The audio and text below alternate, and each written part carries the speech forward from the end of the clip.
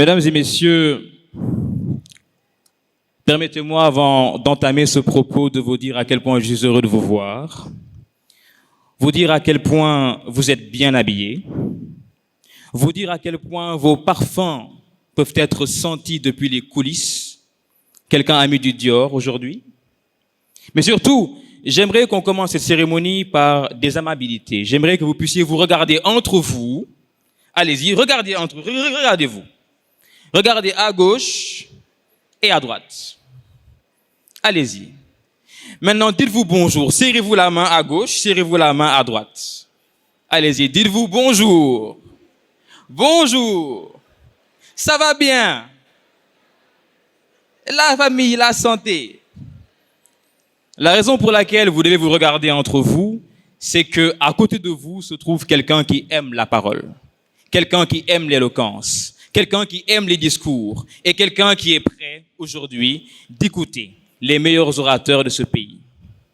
L'école de la parole a décidé d'accorder sa vie, son existence, pour faire en sorte que toute une génération, que tous les Sénégalais de ce pays puissent être capables de prendre la parole. Ainsi, ce concours, l'oratorat, est l'occasion créée pour faire en sorte que les jeunes aient le moment, l'occasion, l'endroit pour parler. Et assurément, j'aurai aujourd'hui la tâche lourde et difficile de lancer cette compétition. Chaque année, la tâche m'est donnée de présenter les finalistes. Une tâche difficile, puisqu'ils sont 17 et que chacun d'eux a une spécialité. Chacun d'eux est différent dans sa manière de parler, de vivre l'oratoire et surtout de compétir.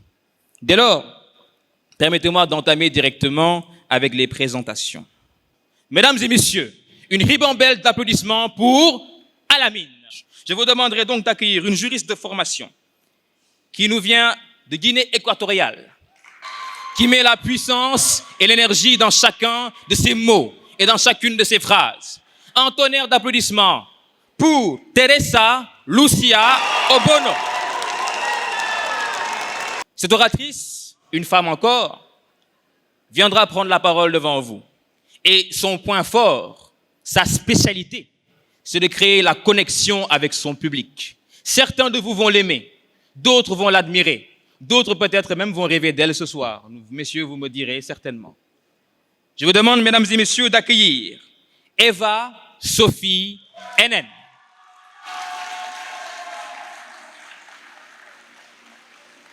Aujourd'hui, il est là, à Dakar, pour parler, pour convaincre, pour charmer et faire en sorte, bien sûr, de s'enivrer. Bachir s'enivre de tout. Il s'enivre d'art, il s'enivre d'expression, il s'enivre de créativité. Aujourd'hui, il s'enivrera d'art oratoire. Devant vous, mesdames et messieurs, s'il vous plaît, un maximum d'applaudissements pour cher Bassirou Sow.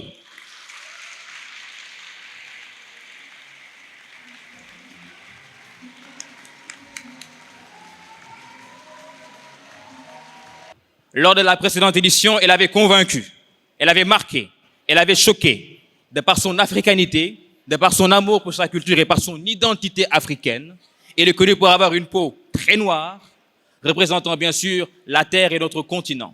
Un maximum d'applaudissements, s'il vous plaît, pour Adja Fatou Kiné May, la nouvelle mariée.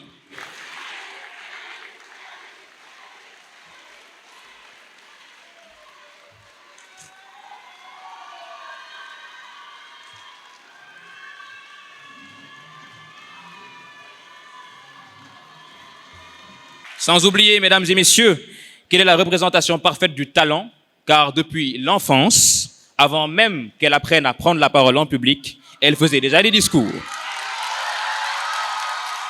Aujourd'hui, l'enfant a grandi. Elle est présente devant vous et elle s'avère à vous époustoufler de par son éloquence. Mesdames et messieurs, une ribambelle d'applaudissements pour Leila Aïdara.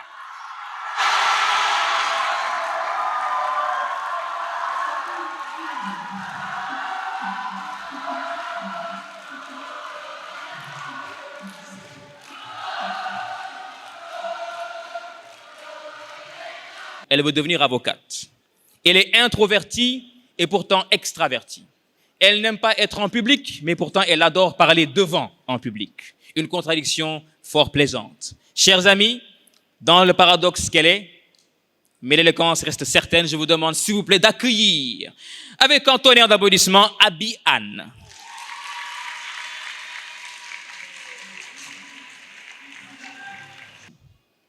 Je tiens bien sûr à vous dire que vous serez bien sûr choqués de l'entendre aujourd'hui. Il a ce regard, il a ce sourire, il a cette présence qui charme d'ailleurs bien du public. Je vous demande d'accueillir, s'il vous plaît, Mohamed Tine.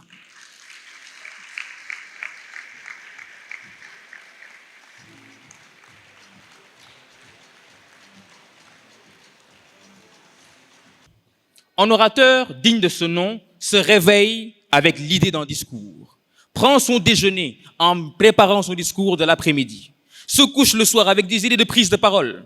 Tout ce qu'un orateur fait jour et nuit est fait pour cet art. Et aujourd'hui, notre cher ami Serge Neki va nous le prouver. Je vous demande s'il vous plaît d'accueillir Monsieur Neki, Serge, devant vous aujourd'hui. Je vous demande s'il vous plaît d'accueillir une jeune fille qui a commencé l'oratoire il y a très peu de temps, mais qui connaît une ascension fulgurante. Et peut-être qu'aujourd'hui, vous la verrez. Je vous demande d'accueillir, s'il vous plaît, notre très cher et apprécié Ngone Tening Sen. Et assurément, notre très chère Nefatou Djei, connue également sous le nom de Petite Poétesse, est connue pour faire en sorte que sa parole ait une portée stratosphérique. Je vous demande aujourd'hui une ribambelle, une pléthore, un tas d'applaudissements pour notre très chère Nefatou Djei.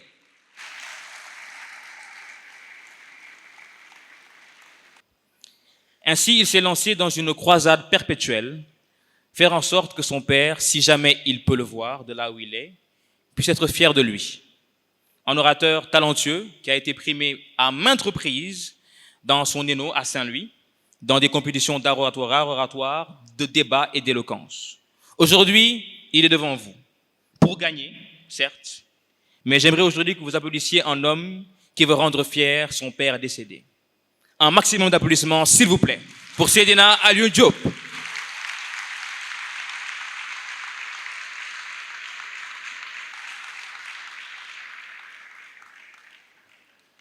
Elle vit avec un handicap assez lourd à porter. Et pourtant, malgré tout, c'est de la bravoure, du courage et ce sourire surtout qui ne la quitte jamais. Je vous demanderai s'il vous plaît d'accueillir avec un maximum d'applaudissements la jeune fille qui nous vient de Podor, Djenaba Alassane Watt.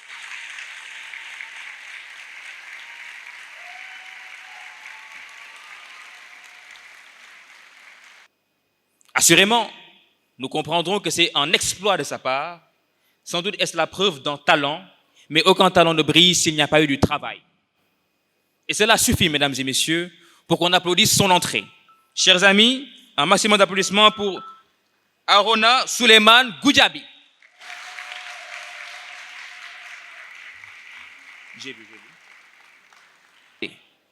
Aujourd'hui, nous avons un orateur qui se bat chaque jour et met la vérité, l'honnêteté, l'éthique au centre de sa vie.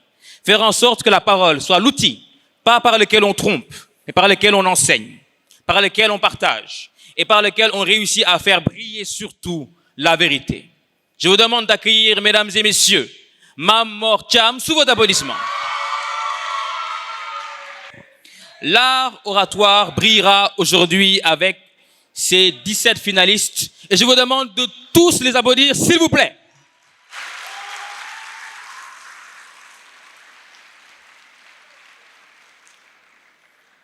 Comme vous le savez, la tradition veut que nous choisissions qui passera en premier.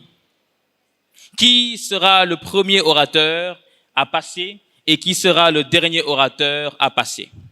La tradition veut, par transparence, que nous puissions tirer au sort, ici même dans cette salle.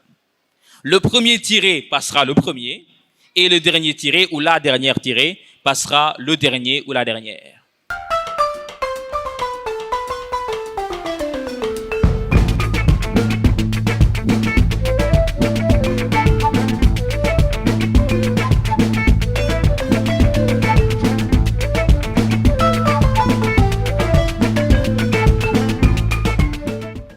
commencement était le Verbe. Et le Verbe portait des promesses d'Afrique, des promesses de jeunesse, des promesses d'avenir. Mais hélas, les promesses ne gouvernent pas. Mesdames, Messieurs, charmant auditoire, bonsoir. Je suis Abi Anne. Et si je prends la parole ce soir, ce n'est pas pour flatter ma génération, mais pour la confronter. Le thème nous dit « De la rue aux urnes, la jeunesse africaine, nouvelle force politique du changement ». C'est beau, c'est grand, presque vendeur. Mais voyez-vous, moi je n'aime pas les phrases trop parfaites, celles qui brillent mais qui simplifient. Alors oui, de la rue aux urnes, il y a eu un mouvement de foule, de souffle, de révolte qui gronde, une jeunesse qui monte, affronte, affole le monde, une jeunesse en feu, une jeunesse debout, qui refuse le silence et dérange les puissants peu à peu. Mais de la rue aux urnes, il y a eu un vide de structure, un vide de culture politique, un vide de prise de décision. On nous applaudit quand on crie, on nous filme quand on fuit. On nous célèbre quand on subit, mais dès qu'il s'agit de gouverner, silence. Alors oui, la jeunesse africaine est une force, mais une force en mouvement, pas une force en position. Une force qui soulève, mais qui ne s'installe pas. Une force qu'on appelle quand ça brûle et qu'on oublie quand il suffit de prendre des décisions. En résumé, nous sommes forts en révolution, mais en stage, en gouvernance. Mesdames, Messieurs, ne me parlez surtout pas d'un seul exemple pour valider tout un continent. Certes, au Sénégal, la jeunesse n'a pas seulement crié, elle a calculé.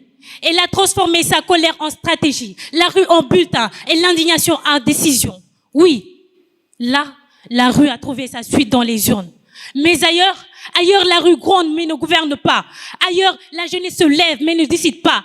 Ailleurs, la foule renverse mais ne remplace pas. Alors non, une exception n'est pas une règle. Une victoire n'est pas une vérité. Mais une exception qui rêve encore de devenir une habitude. Mesdames, Messieurs, ce qui nous arrive aujourd'hui, ce n'est pas une transformation achevée. C'est une transition, une quête, un passage. C'est un pouvoir qui se dispute encore. Et c'est précisément pour ça que la question devient sérieuse. Qu'est-ce qu'il nous faut pour que cette transition s'accomplisse? 3 choses, pas plus ni moins. La première chose, c'est la préparation. Oui, pas seulement le courage, mais la maîtrise. Comprendre, apprendre, gouverner. Savoir que le pouvoir ne se crie pas, il se construit. Deuxième chose, c'est l'organisation. Une jeunesse dispersée fait du bruit. Une jeunesse organisée fait la loi. Troisième chose, c'est le courage politique. Ne plus seulement contester, mais se présenter. Ne plus seulement dénoncer, mais décider. Quitter la rue pour aller dans les urnes. Excusez-moi, le vrai passage ne se fait même pas de la rue aux urnes. Le vrai passage, il se fait de la colère à la responsabilité. Mesdames, Messieurs, le changement ne s'applaudit pas, il se prend. Alors, jeunesse africaine, je vais vous dire une chose.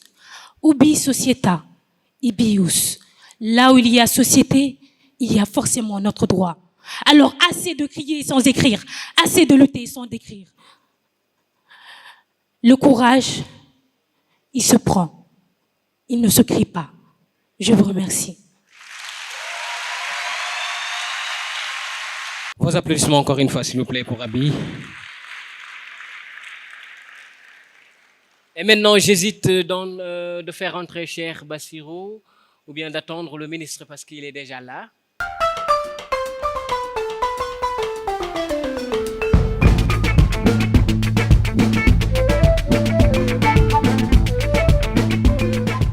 Duma sandi xeer te duma lakk kër jàmbur damay xaar mu jot ma daldi sandi sama carte.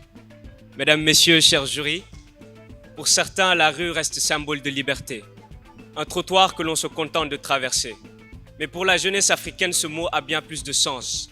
Il représente bon nombre de batailles, de voix qui se sont élevées en chœur pour réclamer justice, avenir, dignité et liberté.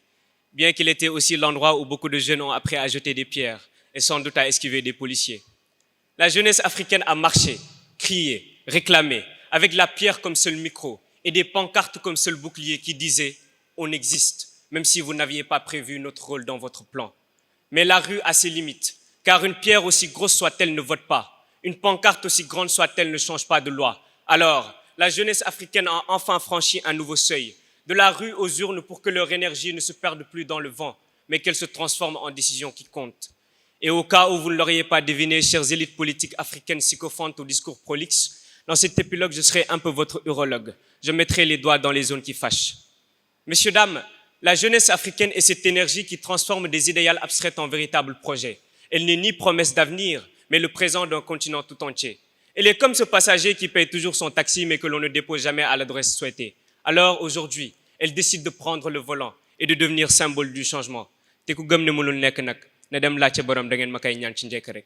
Vous savez, après des années passées dans la rue, la jeunesse africaine a compris une chose essentielle, que la rue éveille les consciences, mais l'urne éveille les politiques. La rue, c'est les cris, mais l'urne, c'est les chiffres. Et nos politiques comploteurs, eux, ne connaissent pas les cris, mais les chiffres, ils maîtrisent très bien. C'est d'ailleurs de fins économistes. L'Afrique ne se développera que par l'engagement et la conscience de sa jeunesse. Et cette jeunesse, elle s'est enfin réveillée. Elle a appris dans la rue ce que certains dirigeants n'ont jamais appris dans leur palais, l'écoute du peuple. Longtemps, on nous a dit, vous êtes l'avenir. Traduction politique, attendez, nous les vieux, on n'a pas fini de s'en mettre plein les poches. Mais l'avenir a grandi et a décidé qu'elle ne voulait plus attendre. La révolution ne se décrète pas, elle s'organise. La jeunesse africaine s'organise. Elle transforme ses colères en stratégie, ses marches en campagne, ses slogans en programme. Elle ne réclame plus seulement le changement, elle le construit. Et pendant que certains s'accrochent au pouvoir comme à une dernière bouffée d'air, la jeunesse africaine apprend à respirer autrement, par le vote, par l'engagement, par l'action. Car en vrai, la vraie révolution ne se fait pas seulement dans la rue, elle se fait aussi dans l'isoloir. Alors oui, c'est vrai, nous venons de la rue des colères, de la rue des injustices, mais aujourd'hui, quelque chose a changé. La jeunesse africaine ne marche plus seulement, elle choisit. Car elle a compris que le poing levé attire l'attention, mais que le bulletin de vote impose la décision. À tous ceux qui croyaient que la jeunesse africaine n'était qu'une agitation passagère, elle répond par une organisation durable. Car au fond, le vrai problème n'a jamais été notre âge, mais la peur de notre poids. Messieurs, dames, retenez ceci. La rue nous montre la voie, mais le bulletin de vote nous donne une voix. Et le jour où toute une génération cessera de crier pour enfin aller voter, ce ne sera plus seulement un changement de gouvernement, ce sera un changement d'époque.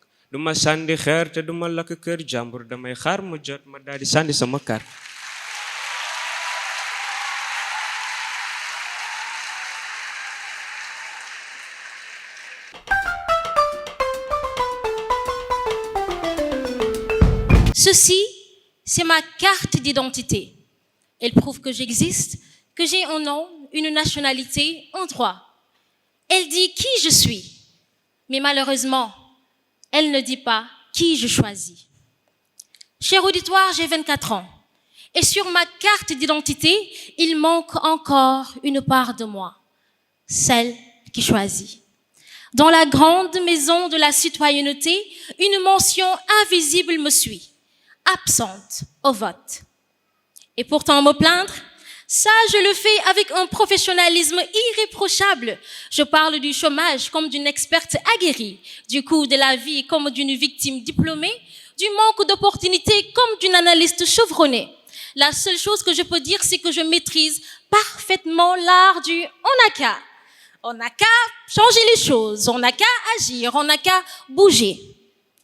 Mais la vérité, mesdames et messieurs, c'est que la seule chose que je n'ai pas pu bouger, c'est mon doigt jusqu'à l'urne. Et je ne suis pas une exception. Je suis un symptôme, une voix parmi des millions. Des jeunes lucides mais absents, révoltés dans les discours, résignés dans les actions, présents dans la rue mais absents des registres électoraux. Et tout ça parce que trop longtemps on nous a appris à crier, pas à choisir. On nous a appris à marcher, pas à voter, à réagir mais rarement à décider. Alors la rue devient notre refuge. On y descend pour exister, pas pour détruire, mais pour dire que la faim a un goût d'injustice, que la corruption a un poids et que l'avenir parfois s'étrangle. Et surtout pour ne plus être cette génération ni emploi, ni études, ni formation. Mais faut le dire, dans la rue, les mots se transforment en pierres et les pierres en balles. Et toujours, c'est cette génération qui tombe, Mais si les rues ont parlé, c'est parce que trop souvent, les urnes ont déçu. Quand le vote ne protège plus, quand il ne nourrit plus, quand il ne change plus rien, alors la rue se transforme en une langue d'action. Mais aujourd'hui, le temps de la seule clameur est révolu. Le temps de la seule clameur est révolu. La démocratie est une forteresse que l'on prend d'assaut par la force et la conscience citoyenne. Nous sommes dans l'antichambre de l'histoire et nous sommes les décideurs d'aujourd'hui. Le changement sera porté par cette jeunesse qui sait que l'avenir du continent ne se trouve plus ailleurs, mais dans nos mains, entre nos cœurs et dans nos quartiers. Mandela disait ceci: parfois, il appartient à une génération d'être grand. Et moi, je pense qu'il parlait de nous. Une génération qui attend un héros est une génération qui abdique à son pouvoir. Pour s'enrichir, regardez le Nigeria. En 2023, 40% des électeurs étaient jeunes. De la Zambie, où le vote des jeunes a fait trembler des certitudes. Au Kenya, où la rue est devenue le parlement d'une nouvelle jeunesse connectée. Partout, le message était le même. Nous ne serons plus spectateurs. Ils ont montré que la rue pouvait entrer dans l'histoire quand elle accepte de passer par l'isoloir. Mesdames et messieurs, entre nos mains, une pierre peut blesser. Mais entre nos mains, une vote peut transformer. Merci beaucoup. Merci.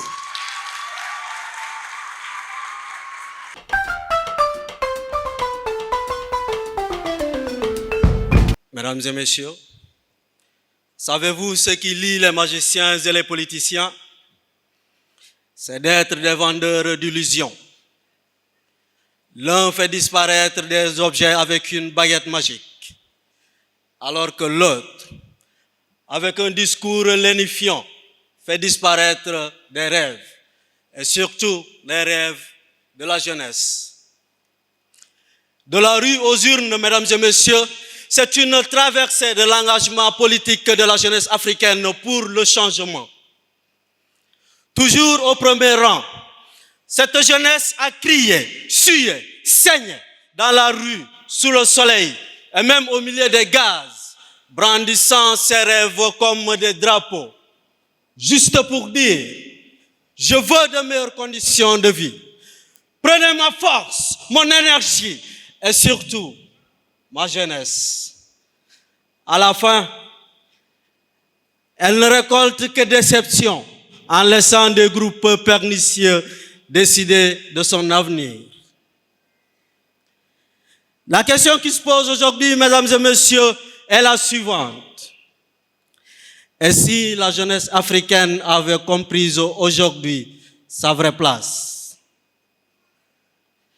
La jeunesse doit refuser de marcher dans les pas de ses pères si ceux-ci ont trahi, disait Thomas Sankara. Cependant, Balangani Nam Nefa. Cette jeunesse a compris aujourd'hui qu'elle ne doit pas être qu'un acteur du changement. Elle doit elle-même être ce changement. Cette jeunesse a compris aujourd'hui que pour que ce changement s'opère, elle doit être présente là où se décide ce changement. Plus important encore, cette jeunesse a compris aujourd'hui qu'elle doit gouverner pour ce changement. Souvenons-nous de cette phrase chinoise qui dit: quand le vent du changement souffle, certains construisent des murs et d'autres des moulins.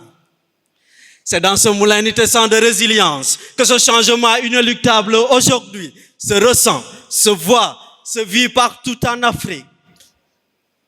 À qui veut l'entendre, la jeunesse africaine a décidé avec une volonté qui transcende toute imagination de porter ce changement politique avec abnégation, sans aucune place pour la trahison.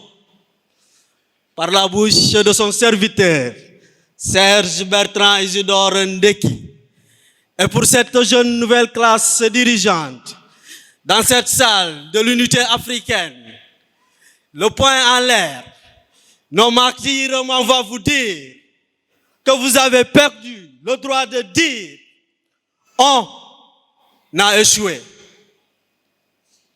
Merci.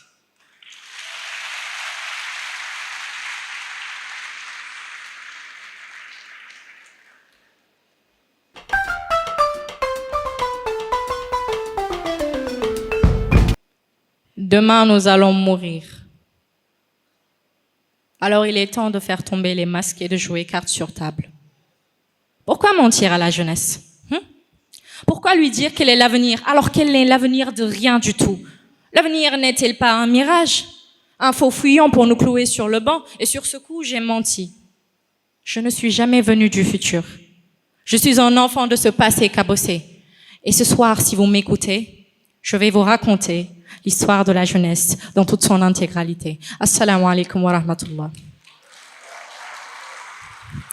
Mesdames et messieurs, de vous à moi, je vous avoue que l'Afrique juvénile représente un atout politique colossal. Et la jeunesse, la charte de la jeunesse africaine du juillet 2006 a catalysé cette pensée avec ses 28 articles en faveur des droits de la jeunesse. Il incarne donc cette force tellurique qui, autrefois plongée dans les abysses de la souffrance, est ressortie avec une fougue capable de réécrire complètement le destin politique de la terre africaine. Jamais une jeunesse n'a été aussi forte et audible. Maintenant, cette opulence démographique numérique va servir d'attirail pour accéder à un certain switch, à un certain changement. Mais pourquoi, me demanderiez-vous? Quelle est cette colère qui nous pousse à vouloir changer le système coûte que coûte? Pourtant, tout se passe dans la rue, sur la route, quand les contrôleurs policiers nous coupent de l'argent, nous arrêtent à tous bords. À l'hôpital, le malade, quand il frappe à la porte, on lui demande de l'argent. Il n'a pas d'argent, il meurt. L'étudiant qu'on traite de capricieux, de charge politique pour l'État, alors que le fils du ministre de son pays reçoit des enseignements de luxe à l'étranger. Tout se passe ici. Ils nous ont tout volé, notre légitimité, notre dignité. J'ai comme l'impression qu'on est à la Coupe d'Afrique. Mais le bus vient tout juste de démarrer. Les urnes, là où la colère va se lire à travers les statistiques. Et ça, les Nukokadi du Kenya ont effrayé parce qu'ils ont transformé, autant pour moi, les manifestations par des cartes d'électeurs. Du Sénégal au Burkina Faso, du Madagascar au Nigeria, le ballet citoyen, Y'en a marre, Ansar, la révolution, elle est omniprésente et seule la jeunesse a cette faculté. Et ce soir, je sens bien la présence de la nouvelle sève africaine. Levez vos mains pour me montrer que vous êtes là. Magnifique. Magnifique. Et pour une salle constituée essentiellement de jeunes, je trouverais vraiment dommage de ma part de partir sans vous faire part de quelques égards. Mandela l'a murmuré. After climbing a great hill, there is another to say, we are climbing the limb. Après avoir gravi la colline, on saura qu'on a gravi, il y en a d'autres qui restent. Donc, lorsque votre élu va marcher vers le pouvoir, ne vous arrêtez pas aux isoloirs. Épaulez-le, accompagnez-le. Car vous le savez, nous le savons au début, ils sont dotés d'ambitions solides et de profondes missions. Mais en haut, il y a une force que l'on ignore, qui leur plonge dans la perdition, s'adonnant à la soumission. Et de grâce, s'il vous plaît, ouvrons grand les yeux, par faute de faillir à notre mission. Et moi, ce soir, la mienne, c'est de vous donner mon cœur, mon engagement et mon nom. Je suis Leila Aïdara, la fille qui n'est pas venue du futur, mais qui est la propriétaire de vos cœurs. Je vous remercie.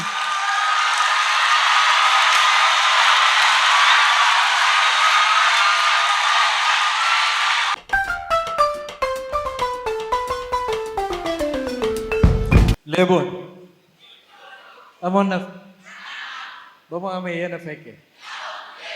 Il était une fois où il est ainsi jusqu'à présent, une histoire que l'Afrique n'a jamais écrite mais qu'elle est en train de vivre.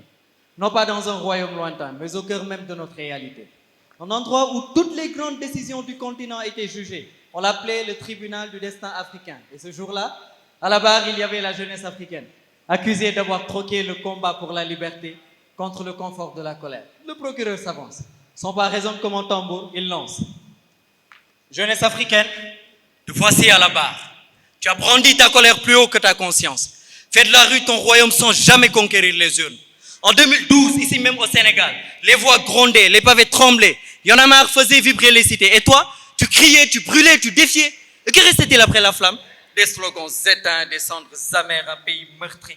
Et retiens-le, hein, ceci à cause de toi sera le passé le plus présent de notre futur. Souviens-toi du Burkina Faso en 2014. Un régime tombé, les foules jubilées, tu as cru que le feu purifiait la terre. Mais c'est ton propre futur que tu as jeté dans l'air. La rue a gagné la bataille mais perdu la boussole, car la colère fait trembler, mais ne fait pas bâtir. Le procureur recule, l'histoire attend sa réponse. Alors la jeunesse s'élève. Sa voix tremble d'abord, puis devient tonnerre. Monsieur le Président, oui, nous nous déclarons coupables. Coupables d'avoir confondu bruit et bravoure, d'avoir cherché le changement dans la poussière des pavés. Oui, nous avons crié. Néanmoins, nous avons appris que la rue réveille, mais que seule l'une libère.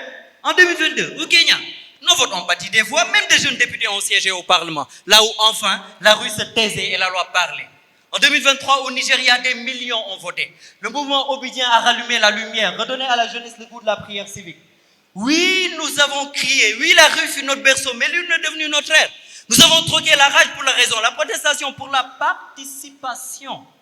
Donc, monsieur le procureur, mais ne soyez pas si cruel envers nous. On a même pris l'exemple de Canabas quand il dit Duma sanni khair te duma lak kër jambour damay xaar mu jot ma daal di sanni duma sanni khair te duma lak kër jambour damay xaar mu jot ma. Nous sommes la génération du possible. Sisi, Niki Zazi, Chaweze Kano. Alors le juge se lève. Son regard traverse le temps et les générations. Et d'une voix grave, il déclare: après délibération du tribunal du destin africain, la rue est déclarée témoin du passé, l'urne compétente pour l'avenir, le désespoir coupable d'avoir paralysé l'action, l'espoir libéré pour bonne conduite. Quant à la jeunesse africaine, elle est condamnée à agir, à voter et unir. Le maillet tombe, la séance est levée. Alors, chers amis, vous l'aurez compris, je n'étais pas venu pour meubler le silence, mais plutôt pour y mettre du sens. Et puisqu'il n'est plus besoin d'insister sur la quintessence, retenez ceci, charmante assistance. Les mots s'envolent, mais l'écho demeure. Le silence revient, mais l'instant est marqué. Si l'on vous demande qui l'a sculpté, dites que c'est Mohamed Alamine Samb. Je suis Alamine, je vous aime.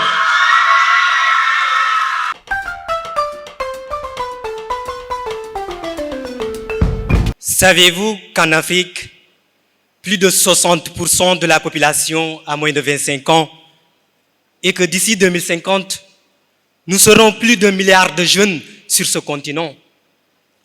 Jamais dans l'histoire de l'humanité, une génération n'aura été aussi nombreuse, aussi connectée, aussi assoiffée de justice et d'avenir.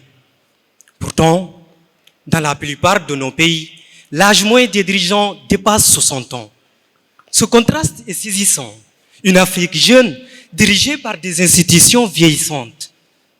Mais quelque chose change. Des mouvements comme Y'en a marre au Sénégal, le Balai citoyen au Burkina Faso et Ensarche au Nigeria ont ouvert une brèche dans le mur du silence. Désormais, la jeunesse africaine ne se contente plus de crier, elle agit. Elle passe de la rue aux urnes, de la protestation à la participation, de la colère à la conscience politique. Mesdames et messieurs, chers frères et sœurs d'Afrique, je suis Goudiaby Souleymane Arona. Je me tiens devant vous non pas en politicien, mais en fils de ce continent, en témoin de son énergie, en frère de cette jeunesse qui refuse de se taire. Je suis de ceux qui croient que le destin de l'Afrique ne se joue pas dans les couloirs du pouvoir, mais dans le cœur et l'esprit de sa jeunesse. C'est pourquoi aujourd'hui, je vous parle d'un mouvement silencieux, mais irrésistible, celui qui mène de la rue aux urnes. Mesdames et messieurs, si la jeunesse africaine est aujourd'hui au cœur du changement, c'est parce qu'elle a appris dans la rue à reprendre la parole qu'on lui refusait. La rue fut notre première tribune. C'est là où nous avons crié notre soif de dignité, notre refus de la corruption et notre colère face au chômage et à l'injustice. Les slogans de nos marches sont devenus les échos de notre conscience. Nous ne voulons plus subir, nous voulons agir. Mais écoutez-moi bien. Protester ne suffit plus, car si nos voix s'élèvent dans la rue et s'éteignent aux urnes, alors nos rêves resteront lettres mortes. C'est pourquoi un nouveau vent souffle sur le continent. La jeunesse comprend que le vrai pouvoir ne réside pas seulement dans la foule, mais dans le choix, dans le vote, dans la participation citoyenne. Partout, des jeunes s'inscrivent sur les listes électorales, se présentent aux élections locales. Ils ont compris que le bulletin de vote est une arme pacifique plus puissante que la pierre ou le poing levé. Et pendant que certains doutent encore de l'impact d'un seul vote, la jeunesse prouve que chaque voix compte, chaque voix construit. Regardons autour de nous, du Sénégal au Nigeria, du Burkina Faso à la République démocratique du Congo, des jeunes activistes se sont transformés en maires, en ministres, en députés. Ils ne sont plus les enfants turbulents de la rue, ils sont les bâtisseurs du futur. Alors, je le dis avec conviction, la jeunesse africaine n'est plus l'avenir du continent. Elle est le présent actif. Elle n'attend plus que l'histoire s'écrive. Elle tient la plume. Mes chers amis, l'avenir du continent africain ne viendra pas d'ailleurs. Il est déjà ici, dans nos mains, dans nos voix, dans nos votes. La rue nous a appris à dire non. Les urnes doivent maintenant nous apprendre à dire oui. Oui à la justice, oui à la démocratie, oui à notre propre pouvoir citoyen. Car le plus grand changement, ce n'est pas celui qu'on réclame, c'est celui qu'on incarne. Alors, jeunesse d'Afrique, debout, debout pour penser, pour voter, pour diriger. Parce que l'avenir du continent africain ne se mange pas, il se bâtit par nous, pour nous et avec nous.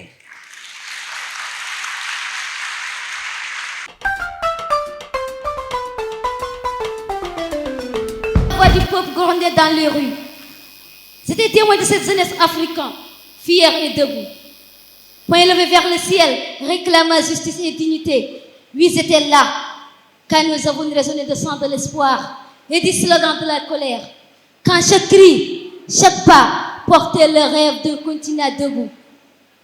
Mais aujourd'hui, cette même jeunesse ne se contente plus de marcher, mais elle avance, elle agit, elle vote. Car elle a compris que le combat pour le changement ne se mène plus avec des pancartes, mais avec un bulletin de vote. Cette âme pacifique, cette voix silencieuse, mais si puissante. Mesdames, Messieurs, honorables membres du jury, chers défenseurs de la liberté et de l'avenir africain, la jeunesse m'exhorte.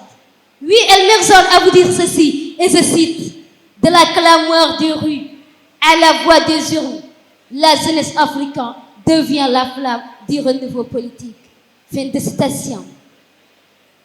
Je le dis très clairement et très solennellement, le 2 avril 2024, je terminerai ma mission à la tête du Sénégal. Vous souvenez-vous de ces propos de l'ancien président Macky Sall? À ce moment-là, la rue était le théâtre de la résistance. La voix de la contestation se mêlait au sang, au fumier, à la pierre et à la saleté. C'était une véritable dégradation des mœurs. Bref, l'ère des émeutes.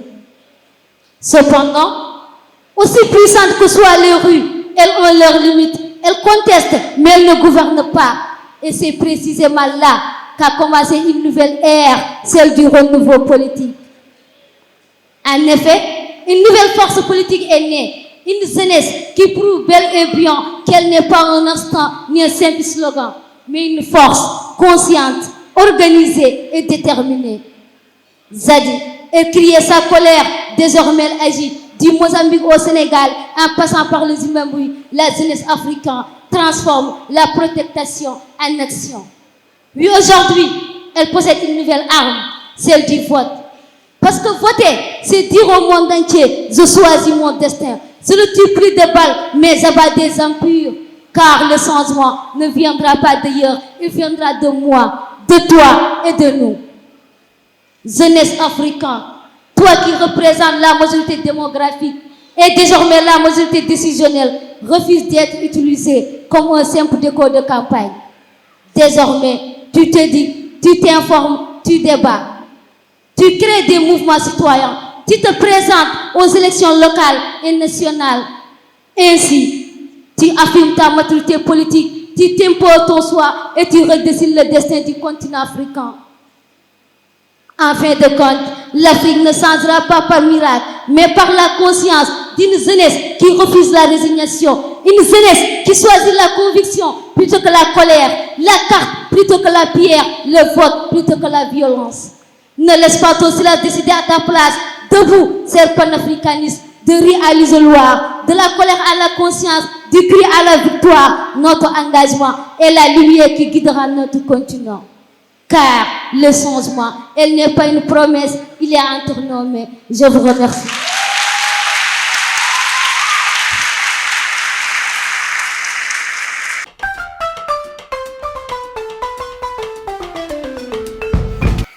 Quand on m'a confié ce thème, à savoir de la rue aux urnes, la jeunesse africaine, nouvelle force politique du changement, j'ai tiqué, réfléchi, beaucoup cogité. Parce qu'un mot m'interpellait, le mot nouvelle. Pourquoi nouvelle? Pourquoi dire d'une jeunesse consciente qu'elle ne le serait que maintenant? Et puis, j'ai compris. Si l'on parle de nouvelles, ce n'est pas parce que la jeunesse africaine vient d'exister politiquement.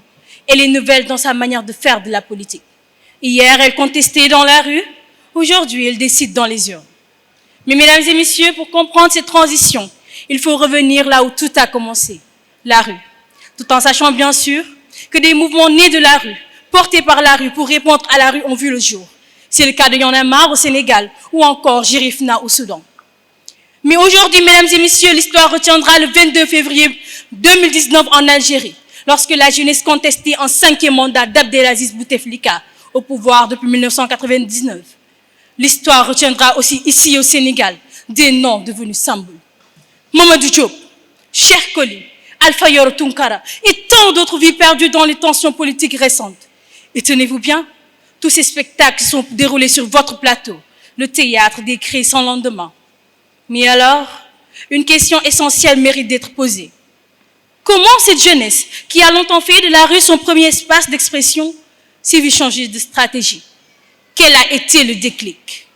Eh bien, peut-être parce qu'elle en a eu marre de toujours perdre ses combattants et ne jamais gagner ses guerres, qui sait? Quoi qu'il en soit, aujourd'hui, elle a compris que se limiter à la rue, c'était exister politiquement, sans jamais exister démocratiquement. Et c'est de cette lucidité qu'est née une transition profonde, le passage de la rue aux urnes. Mesdames et messieurs, aujourd'hui, je comprends réellement ce que Canabasse a voulu nous dire lorsqu'il chantait. Duma sani het duma lakeker jamur demay khan mujan madari sani samakat ben mandar gare ngay gis ci sama yaram encre indélébile, symbole du vote. Mesdames et messieurs, ce que Canabasse voulait nous dire, c'est Kourani Sauti Yaimtu, le vote est la voix de l'homme. La preuve, en mars 2024, ici au Sénégal, avec comme slogan de voter Ndougou Jubilé, ce qui s'était joué dans la rue s'est tranché dans les urnes, avec l'élection du plus jeune président jamais connu dans l'histoire du pays, avec plus de 54% des voix dès le premier tour, bien sûr avec un taux de participation de 61,30% dans un pays largement jeune. Auguste Assemblée, Adja Fatou Kinemba et je me nomme, jeune révolutionnaire, porte-voix d'une génération et bien sûr africaine. Et à ce stade, je me dois d'être honnête avec vous. D'accord, on parle de force politique, de jeunesse consciente, de changement. Mais la vérité est que nous ne sommes pas tous au même niveau de conscience. La preuve, mesdames et messieurs, une jeunesse forte est bien sûr une jeunesse consciente. Mais une jeunesse consciente est forcément manipulable. Une jeunesse manipulable, mesdames et messieurs, ce n'est pas une force. C'est une faiblesse politique. La preuve, mesdames et messieurs, aujourd'hui, je lance un appel solennel à toute la jeunesse africaine à un engagement politique, démocratique, mais surtout à une prise de conscience durable. Nous devons rester et demeurer une force politique, cette nouvelle force politique du changement. Je vous remercie.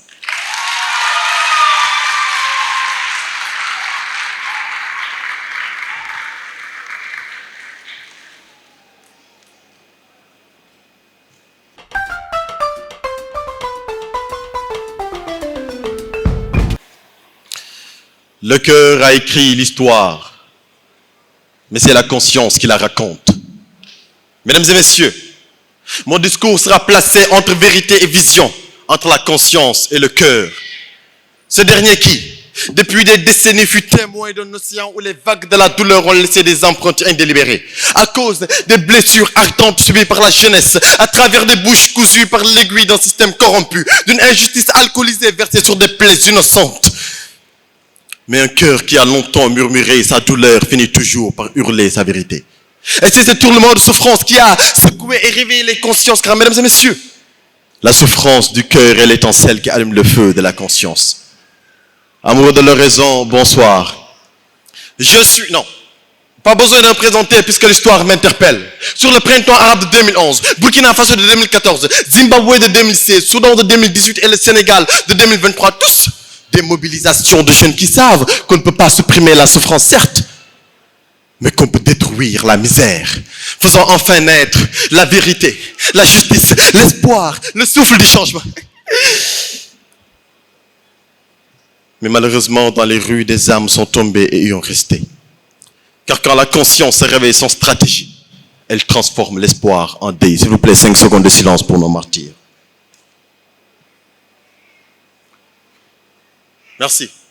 Mesdames et messieurs, ne serait-ce que pour éviter les prochaines victimes normales de bannir la rue et de bénir l'urne. Faire le passage du bruit de la voix qui crie fort au bruit de la voix qui écrit et qui perd fort. Car la rue réveille, mais c'est l'urne qui transforme. La rue interpelle, mais c'est l'urne qui décide. Et c'est comme à la fin de mon discours. Vous allez sûrement acclamer, applaudir et crier, mais malgré tout, c'est au juré de noter. Mesdames et messieurs, répondez. N'est-ce pas, vous êtes d'accord que le cœur et la conscience constituent l'homme et que l'homme constitue le changement? Donc sans cœur et sans conscience, il n'y a point de changement. Oui, les jeunes Africains ont besoin de cœur pur pour incarner les bonnes valeurs. Se changer avant de changer. Car Dieu nous a dit dans le Saint-Coran, Surat 13, verset 11, Inna Allah la yughayyiru ma bi qawmin hatta yughayyiru ma bi anfusihim. Allah ne change jamais l'état d'un peuple tant que ce peuple ne change pas ce qui est en lui-même. Cette jeunesse a aussi besoin de renforcer sa prise de conscience pour se poser et s'imposer, s'imprégner sur les politiques publiques, car une jeunesse qui pense est une jeunesse qui existe politiquement. Et l'économiste ghanéen Kingsley Amoko nous dit à cet effet, dans un article publié par la Sudan Tribune le mercredi 4 décembre 2013 à 16h27 57 secondes, je cite, Whenever you participate in the democracy and the development of countries, then Africa will be set to claim the 21st century. Quand la jeunesse participe à la démocratie et au développement des pays, alors l'Afrique sera prête à prendre sa place et s'imposer au XXe siècle. Donc, chers jeunes, si vous croyez qu'avec vous, l'Afrique peut s'imposer au XXe siècle à travers votre changement, affirmez-vous et répétez après moi ceci. Je n'attends plus, puisque je suis le changement. Mesdames et messieurs, chers jurés, la jeunesse est certes une nouvelle force politique du changement. Par contre, sans un cœur pur et une conscience mûre, ce changement va-t-il durer? À vous de voir.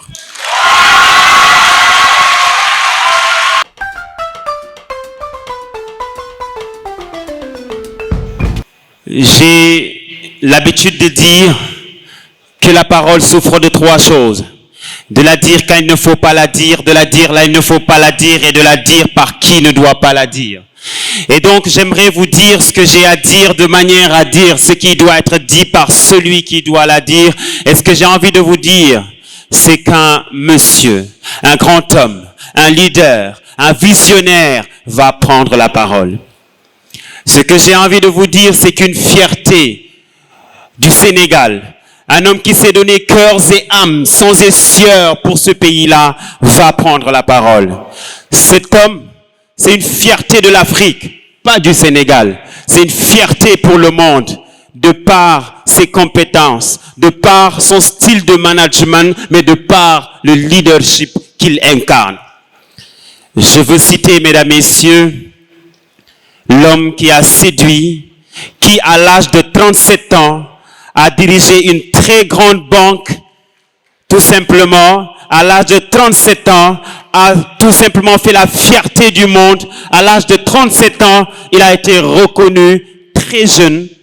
Il a été tout simplement choisi comme stage aux Nations Unies pour prendre la parole devant Kofi Annan.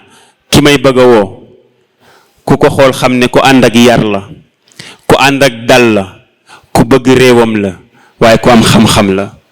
Mesdames, messieurs, veuillez accueillir l'incontournable, l'éminent, l'excellent Mohamedou Madana Kane pour son discours. Ovation sous vos applaudissements. Nous allons accueillir l'incontournable, tout simplement, mesdames, messieurs, pour son discours. C'est le parrain de cette édition. Assalamu alaikum wa rahmatullahi ta'ala wa barakatuh. May nuyu mbooloo mi yépp di ci jiital monsieur le ministre de l'éducation nationale monsieur Moustapha Mamba Guirassy di ko nuyu di ko jox wàccuwaayam di nuyu autorité yi fi nekk yépp ku nekk ci sa tur ak sa sant. En préparant ce discours hier, je me suis permis d'aller réécouter la bande-annonce parce que j'étais en mal d'inspiration, pour être honnête. Je suis allé écouter la bande-annonce quand j'ai écouté le coach Diao, le coach Mbaye et le coach Mbalo annoncer cet événement, je me suis tout de suite rendu à une évidence, c'est que je ne peux pas compétir contre vous. En revanche, je me suis permis de m'inspirer de certains propos que vous avez évoqués dans la bande-annonce. Alors, dans cette bande-annonce, coach Mbalo nous informe que les idées ne meurent pas, elles se transforment en légende. Coach Diao nous apprend que l'école de la parole ne forme pas seulement des orateurs, elle forge des leaders. Et enfin, coach Mbaye nous prépare à l'occasion de la présente cérémonie à affronter un sujet particulièrement lourd, celui d'une jeunesse africaine appelée à passer de la rue aux urnes pour devenir une force politique du changement. Un thème d'une gravité profonde qui provoque un silence. Dans cette bande-annonce, vous vous exclamez, vous nous demandez d'entendre ce silence. En ma qualité de parrain de cette 4e édition, je veux m'adresser à vous, jeunesse sénégalaise d'Afrique ou jeunesse africaine du Sénégal, pour décrypter ce silence qui n'endort pas. Ce silence qui n'endort pas mais qui s'entend. Vous nous demandez d'entendre ce silence, ça veut dire qu'il n'endort pas, il s'entend. Ce décryptage de ce silence est essentiel pour permettre à des personnes comme nous de tracer modestement un chemin de la transformation du silence en espoir pour des lendemains meilleurs. En vérité, il n'y a pas un seul silence, il y a plusieurs silences. Je me permettrai d'en citer 3. Le premier silence est celui du désarroi. Désarroi devant le chômage endémique qui touche 23% d'une population constituée à 75% de jeunes de moins de 35 ans. Désarroi devant l'absence de débouchés après de longues études universitaires. Désarroi devant la persistance des défis en matière d'insertion des jeunes diplômés. Désarroi face aux crises universitaires persistantes. Désarroi devant le défi de l'accès au financement pour les auto-entrepreneurs. Après le silence du désarroi, il y a un autre silence, c'est celui de la peur. La peur de l'échec, la peur de ne pas pouvoir aider ses parents à rester au village, la peur de tomber malade sans pouvoir se soigner, la peur de se réveiller et de ne pas avoir de quoi manger, la peur un jour de perdre la vie au détour de conflits universitaires, la peur d'être contraint à émigrer, même clandestinement, lorsque tous les horizons nous apparaissent bouchés. Cependant, devant les silences du désarroi et de la peur, se cache un autre silence, celui de la dignité et de la patience. Parce que malgré les difficultés, la vie nous a appris, nous Sénégalais, jeunes comme adultes, à parfois garder le silence. Non pas par résignation, mais par simple dignité. La dignité et son corollaire, la patience, restent une valeur cardinale de notre éducation. Elle trouve ses racines dans nos croyances religieuses, mais également dans les valeurs familiales et sociétales qui sous-tendent la société sénégalaise.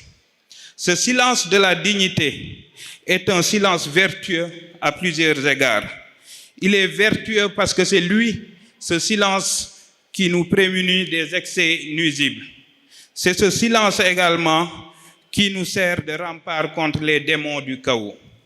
Mesdames, Messieurs, chers orateurs et coachs, le coach Mbaye a bien raison de nous demander si nous entendons ce silence. En effet, le silence peut devenir audible si on parvient à bien le cerner et à le décrypter. Il devient audible dès lors qu'il nous permet de transformer le désarroi, la peur et la dignité en passerelle de l'espoir. En effet, l'espoir devient une réalité lorsque le silence devient une action. Il faut donc agir, chers jeunes du Sénégal.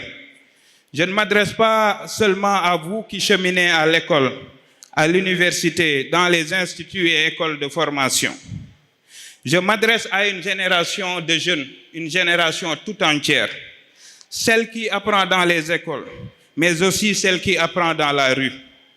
Je m'adresse à cette jeunesse qui vend, qui répare, qui transporte, qui crée et qui survit.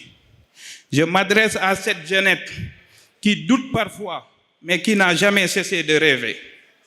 Je me parle au Sénégal qui se lève tôt. Je parle au Sénégal qui n'abandonne jamais. Coach Mbalo, je me permets de vous citer à nouveau. Vous nous rappeliez dans la bande-annonce que les idées ne meurent pas, elles se transforment en légende. J'ai envie de vous dire ceci. Pour que les idées ne meurent pas et se transforment en légende, il faut agir. Et l'action commence par une prise de conscience. Une prise de conscience que vous n'êtes pas un problème à gérer, mais une solution à construire.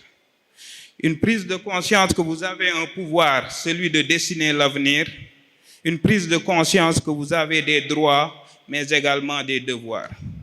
Cette prise de conscience est la condition sine qua non de l'action déterminante pour devenir la force politique du changement que nous appelons tous de nos vœux. L'action, pour être déterminante, a besoin du leadership. Et c'est pourquoi, cher coach Diao, je me réjouis de savoir que qu'à l'école de la parole, vous ne formez pas seulement des orateurs, mais que vous formez des leaders. Ma conviction est que le leadership se construit dans l'épreuve. On forge son leadership lorsque, face aux épreuves et vicissitudes de la vie, face aux attentes déçues, on parvient à vivre avec clairvoyance. Vivre, ce n'est pas seulement réussir à exister. Bien au-delà, c'est parvenir à agir en toutes circonstances avec V, vision, I, innovation, V, valeur, R, responsabilité et E, engagement. Ce n'est donc pas pour rien que j'ai choisi le mot vivre, vision vers le renouveau, pour résumer la vision qui sous-tend mon engagement politique par ailleurs. Chers jeunes, de la rue aux urnes, la jeunesse africaine, nouvelle force politique du changement. Thème ne pouvait être plus pertinent, thème ne pouvait être plus actuel et thème ne pouvait être plus vrai. Il faut maintenant agir pour en faire une réalité. Parler n'est que la première étape de l'action. Pour ne pas dire l'oratorat n'est que la première étape de l'action. L'action se parachève par l'engagement de chacun et chacune à être une force de changement. À être une force de changement, pas seulement dans les partis politiques, pas seulement dans les institutions, mais dans les choix que nous faisons au quotidien. Aujourd'hui, le monde est en train de changer. Il va vite, il va très vite. Nous constatons que des métiers sont en train de disparaître. Nous constatons que d'autres métiers sont en train de naître. Nous constatons que les frontières sont en train de s'effacer. Nous constatons également que les inégalités persistent.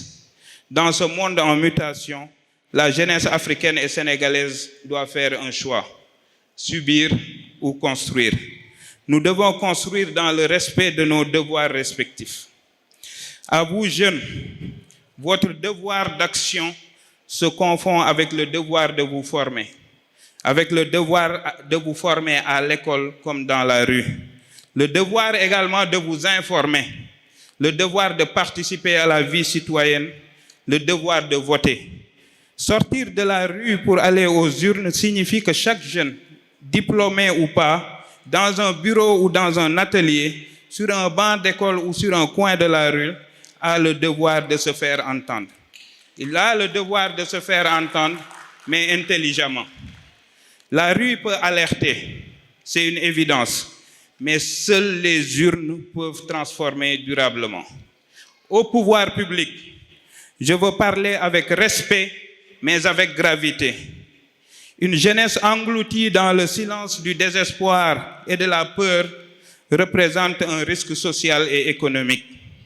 Une jeunesse sans perspective est une jeunesse vulnérable à la colère et à la manipulation. C'est une jeunesse qui fuit son pays à la recherche d'un avenir meilleur. S'agissant du fléau de l'immigration clandestine, notre défi n'est pas de savoir pourquoi les jeunes partent, mais pourquoi ils ne restent pas chez eux. C'est ici que notre responsabilité collective est engagée pour repenser en urgence notre système éducatif.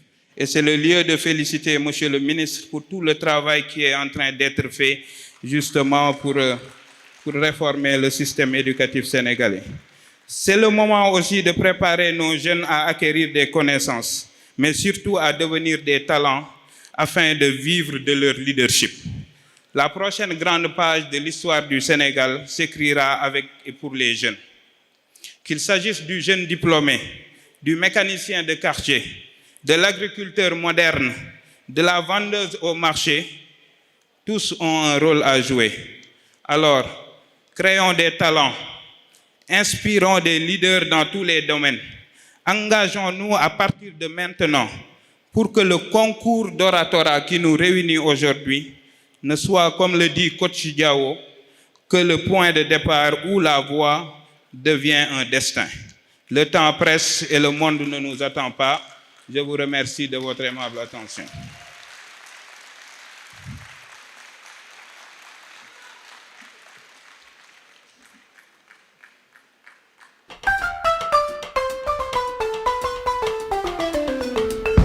Mesdames, Messieurs, c'est une fierté aujourd'hui pour le Sénégal, mais c'est un monsieur tout simplement boo xamante ni tey dépassé na relation ministre ak élève parce que dafa jàppee ñëpp njabootam ak doomam fépp fu ñu mënti ne dina leen fa fekk ba démb la mujj ñu déplacé ko mu nekk loo xamante ni dans des circonstances compliquées.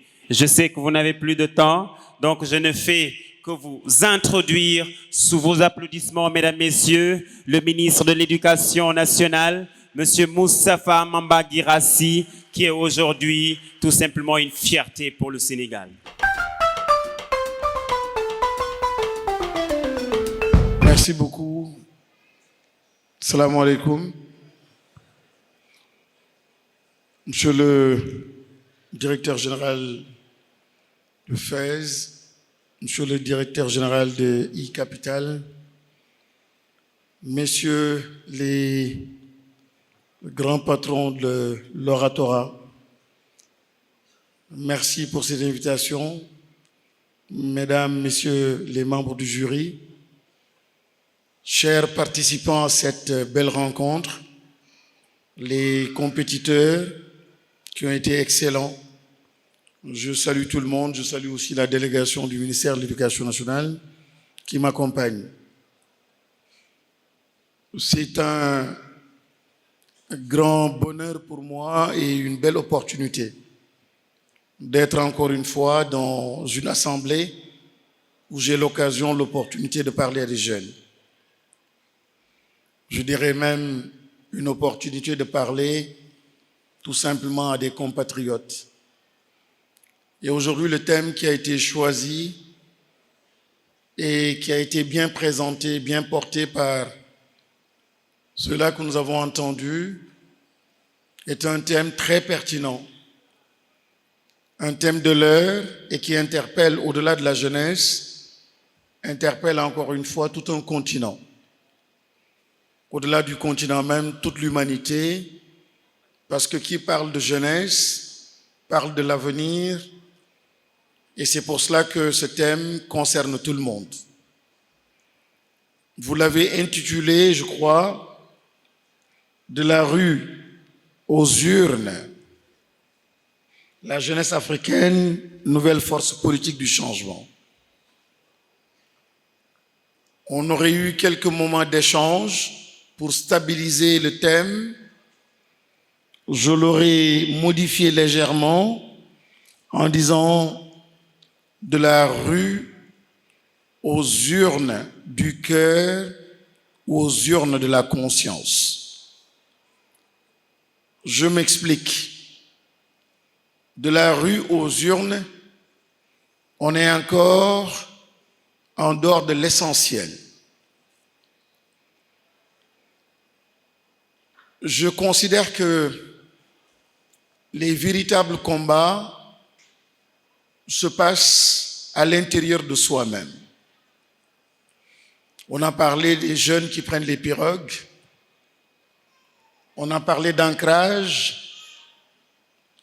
On a parlé de rêves et d'illusions dans beaucoup de discours.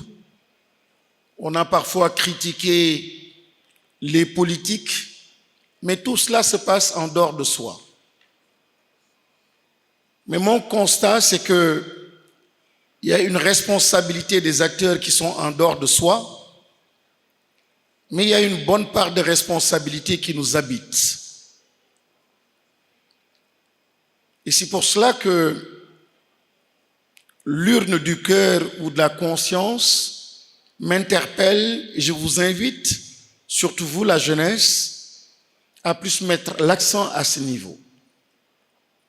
Je le dis parce que c'est plus difficile. D'abord, parler de cœur, de conscience, c'est avoir la force intérieure pour orienter soi-même et de façon libre et autonome son regard.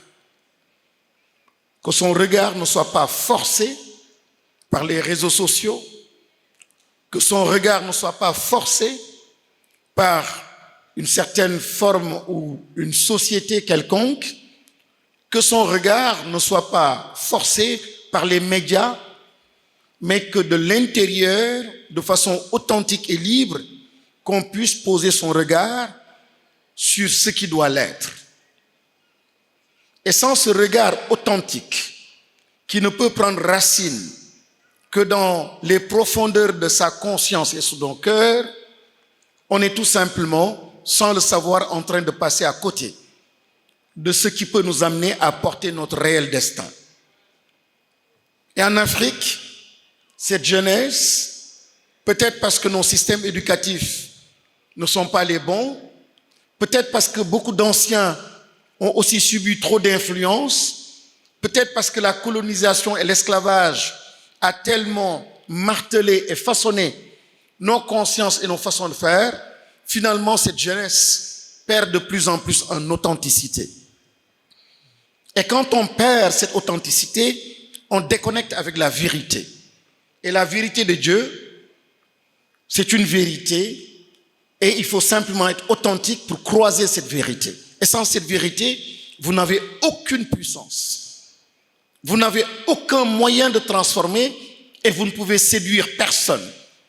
Et sur un marché, vous ne saurez vendre aucun objet, rien. J'ai vu tout à l'heure de belles tenues.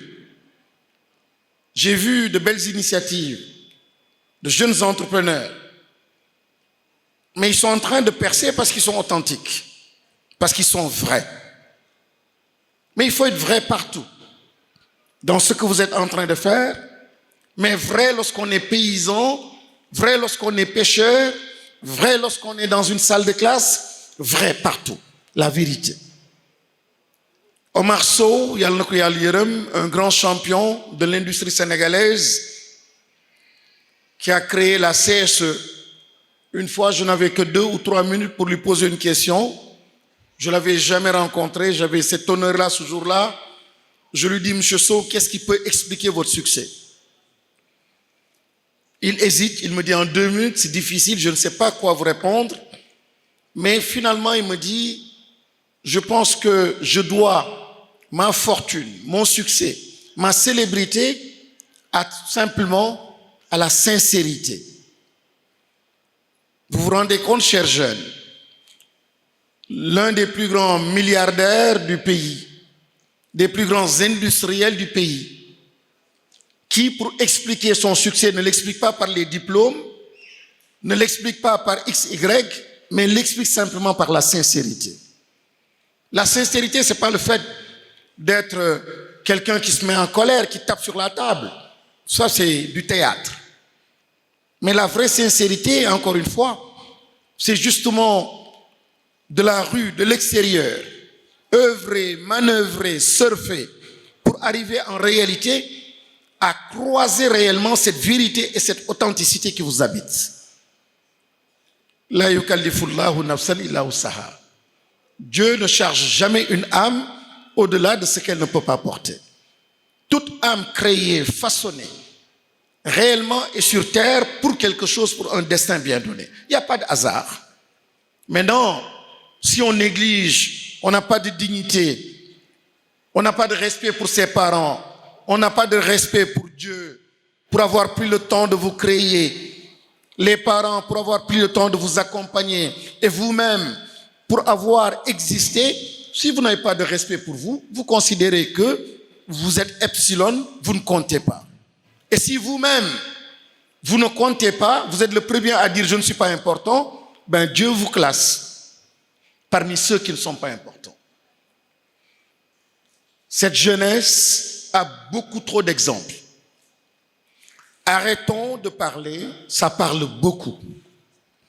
Comme disaient les Russes, tais-toi. Ce que tu es parle plus fort que ce que tu es en train de dire. Il nous faut être dans l'action.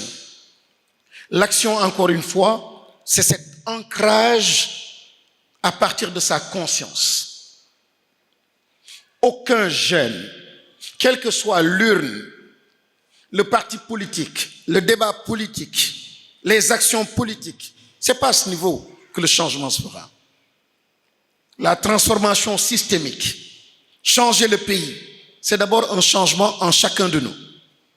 Mais comment changer si je n'ai pas de respect pour mon village, ni pour ma langue, ni pour mes traditions?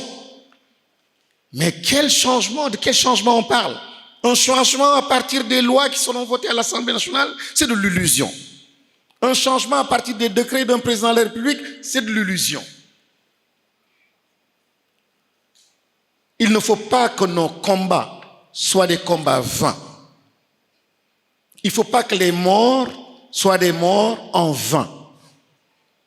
Il faut donner du sens à l'urne, mais en connectant cette urne et ce choix et cet engagement politique à quelque chose de très personnel et d'authentique. Mais qui commence sans que vous ne soyez vus sur Facebook, qui commence sans que personne ne s'en aperçoive, qui commence dans vos relations très discrètes avec des parents, le voisin, les arbres à côté, les animaux à côté, la plage à côté, l'hygiène autour de vous, le respect que vous devez à autrui, aux voisins. Ça, c'est tout discret, mais c'est vrai et c'est sincère. Et si chacun de nous devait avoir cette conscience, je pense que globalement, le politique pourrait être soutenu et l'impact serait là, on vivrait l'impact. Je termine en disant, quelqu'un l'a dit tout à l'heure, les jeunes reporters, en parlant de son ami qui vient de nous quitter à 35 ans, li Djaranyan moins impact, dundu. Et souvent je me dis, mais pourquoi les musulmans, quand ils prient, il y a un bout de leur prière, la partie où dit Assalamu alayka ayyuhan nabi wa rahmatullah wa barakatuh. Et souvent je taquine les étudiants, je dis, comment vous traduisez impact? Baraka. Yalla yalla barkel. Barke moins impact. Quand vous donnez 5 francs à votre maman, qu'elle vous dise yalla ko yalla barkel, moi yalla na am impact. Et c'est la plus grande des prières que vous formulez pour votre prophète sallallahu alayhi wa sallam. La plus grande des prières, vous priez pour lui pour qu'il ait de la baraka. C'est de l'impact. Qu'il impacte l'humanité. Effectivement, si on doit prier pour un enfant au moment où il naît, c'est que l'enfant puisse avoir de l'impact. Ce n'est pas en termes d'âge. C'est en termes simplement, encore une fois, de dignité et de recherche donc d'impact. Am njëriñ, bokk, comme on dit, bokk par force, dugal sa loxo par force. Te ngir yàlla, cher jeune, gëmuma affaire xaalis bëgg naa ko lool nag mais gëmuma ni xaalis mooy joxe xaalis musuma gis ku xaalis jox xaalis musuma gis ku xaalis jox daraja wala bok daraja bu éphémère la buy teel a naaw mais képp ku ma gis mu am mu tekki dans la durée mu am impact jikko moo ko jox jikko moo ko jox endurance résilience dans la générosité di xeex sa bopp nga mënoon toog sa kër mais nga jóg ni damay bokk ak keneen mu am injustice nga taxaw ni dama koy xeex ainsi de suite et tout cela qui nous inspire en termes de leadership dans le monde jikko moo tax ñu ñuy inspiré su ma leen laajoon tey jii jox leen ma 10 personnalités dans le monde yoo xam ne danga leen naw ci 10 yépp doo leen ma liimal ko am xaalis da ngeen ne El Hadj Malick Sy su ma leen laajee li tax du xaalis di ngeen ma ne Ahmadou Bamba du xaalis di ngeen ma ne Ousmane Sonko du xaalis di ngeen ma ne Diomaye Faye du xaalis di ngeen ma ne Gandhi du xaalis di ngeen ma ne Martin Luther King du xaalis di ngeen ma keneen ak keneen du xaalis di ngeen ma Sadio Mané du xaalis kon nañu seetlu ndeket lu xaalis mooy joxe mais jikko ñooñu am mooy tax in fine ñu mën a am daraja position xaalis bi topp kon di féliciter Oratora pour cette belle initiative et souvent ñu ngi may tooñ sànq quand on parle de l'art oratoire je dis du bëri wax ak mën wax être un grand orateur c'est pas de savoir aligner des mots déedéet c'est de savoir faire parler son cœur. Quand le cœur parle, il dit vrai. Il dit ce qu'il ressent. Et le cœur, tout ce qu'il dit est beau. Même si c'est une tristesse, si le cœur parle, c'est une belle poésie, c'est un beau poème. Quand le cœur est content et tu laisses parler le cœur, ce qui sort est beau. Quand tu es en colère et que le cœur parle, c'est beau. De l'intérieur, c'est toujours vrai et authentique. L'oratorat, c'est de savoir simplement être authentique, dire ce que l'on pense. C'est rapport à la nature, c'est rapport à la vie, c'est rapport à autrui, savoir le dire. Et on taquine souvent, je dis, c'est la haute couture de la parole. Et vous avez une responsabilité en tant que jeune, la haute couture de la parole. So tege fi pusobi, nga nocci ko xëcc bum bi demaat jamaat ko fële xëccaat ko ndaxte ci haute couture de la parole vous créez un monde. La parole est d'une puissance extraordinaire du neex làmmiñ, c'est une question de responsabilité. Je m'arrête là, je vous félicite, je vous remercie et yàlla na yàlla jàppale aar leen taxaw leen bu baax. Merci beaucoup à la jeunesse.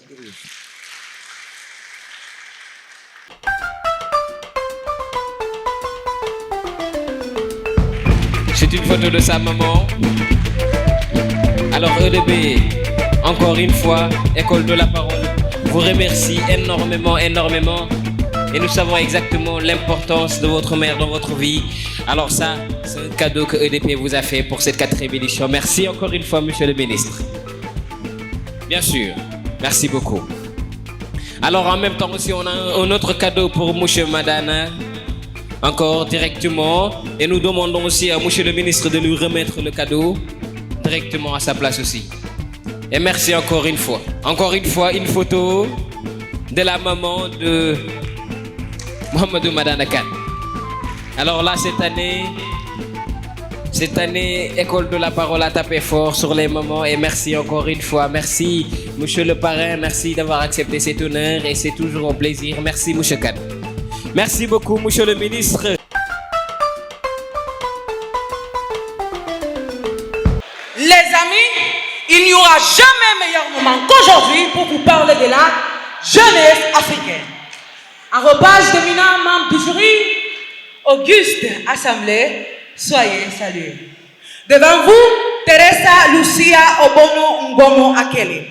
Voix de la Guinée équatoriale qui sera aujourd'hui votre chef étoilé. Et je compte vous servir la bamboucha. Oui, la bamboucha, notre plan national, pour vous mettre à l'aise avec le sujet qui m'a été confié. De la rue aux urnes, la jeunesse africaine, nouvelle force politique du changement. Où ma seule arme sera ma plume du cap doré, façonnée par les plus grandes orfèvres de l'Institut supérieur des droits de Dakar. Faut entendre par urne un vase antique à flanc arrondi où les voix s'expriment. Devant vous aujourd'hui, non comme une prophétesse pour prophétiser, mais je suis venu pour vous servir. Parce que mon objectif, c'est de vous servir la connaissance du sujet. La jeunesse africaine est une force politique en émergence qui peut façonner l'avenir du continent. Il est essentiel de prendre en compte les défis auxquels elle est confrontée et de créer des opportunités pour son épanouissement. Les gouvernements, les entreprises et la société civile doivent travailler ensemble pour donner aux jeunes africains le moyen de réaliser leur potentiel et de contribuer au développement de l'Afrique. C'est notamment le cas en Guinée équatoriale. Nous sommes fatigués de rester dans le coin à regarder. La rue nous a pris à lever la voix, à nous organiser, à ne pas avaler tout ce qu'elle nous dit. Et maintenant, ces désirs de changement arrivent dans les urnes et quelle force ils ont. Dans mon pays, les jeunes commencent à réaliser que notre vote compte, que nous pouvons pousser pour des dirigeants qui écoutent vraiment nos besoins. Éducation de qualité, travail, liberté de rêver grand, ça se fait couper les ailes. Il ne s'agit pas seulement de crier dans la rue, c'est d'apporter cette énergie aux élections, aux débats, construire un avenir où nous sommes pris au sérieux. Regardons en Afrique, il y a beaucoup d'exemples de jeunes Africains qui brisent le schéma. De mouvements au Nigeria avec NSAS et Special Anti-Robbery Squad, qui est une unité de police nigérienne créée en 1992 pour lutter contre le vol à main armée et contre les crimes violents. Aux garçons au Kenya qui exigent la transparence. Mesdames et messieurs, nous ne voulons pas seulement être la nouvelle force. Nous voulons être ceux qui construisent une Afrique où les jeunes ne seulement votent, mais dirigent. Nous voulons de la rue aux urnes et de là à transformer notre continent.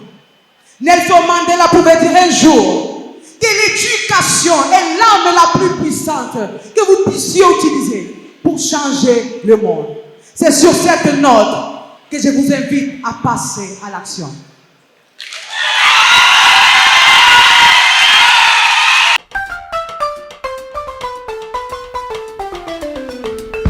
Ils ont éjaculé. Oui, ils ont éjaculé. Ils ont éjaculé parce qu'on les a provoqués, excités, stimulés. Pouvons-nous vraiment les accuser? Ils n'auraient pas pu se retenir plus longtemps. Comment auraient-ils pu se maîtriser dans un climat qui câline, un climat qui caresse, un climat qui embrasse des mandats prolongés par des résultats électoraux mensongers? À cause de cette atmosphère, l'orage de vérité a grondé. Les pneus des véhicules de l'anarchie ont été brûlés. Ils ont éjaculé leur besoin de remettre de l'ordre dans les urnes, leur rage. Et quand je parle d'eux, bien évidemment que je parle de nous. Oui, nous, les jeunes Africains. Et pourtant, en Afrique, ce pouvoir dont nous sommes les détenteurs contient un paradoxe inquiétant. Charmant auditoire, je suis Nefa Jane, ambassadrice de la jeunesse africaine.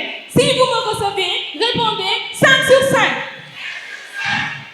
La force ardente que nous sommes s'est manifestée à travers des mouvements comme le Y'en a marre des Sénégalais, le Lucha et le Filimbi au Congo-Kinshasa, le People Power en Ouganda, des partis politiques et tant d'autres initiatives de jeunes appuyées par la flamme des réseaux sociaux. Et tristement, des vies sacrifiées ont apporté ou contribué à une transparence décisive dans certaines élections en Afrique.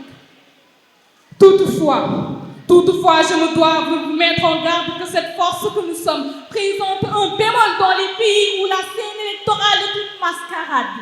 En Côte d'Ivoire, Alassane Ouattara brigue son 4e mandat. Paul Biya son 8e au Cameroun avec des scores respectifs de 90 et 53,66% des voix. Juste une question pour vous. Ces voix reflètent-elles la réalité?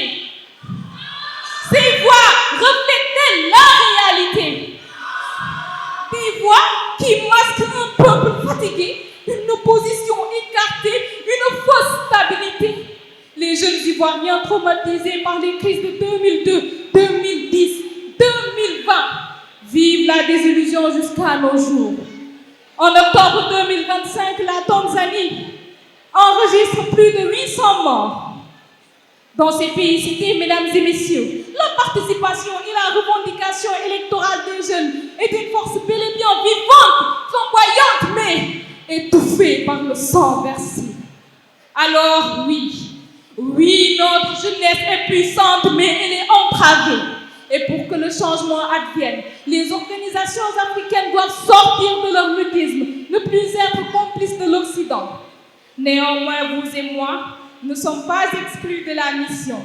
L'avenir de l'Afrique repose dans notre lucidité, notre engagement et notre responsabilité. Et cette mission, elle commence dès aujourd'hui.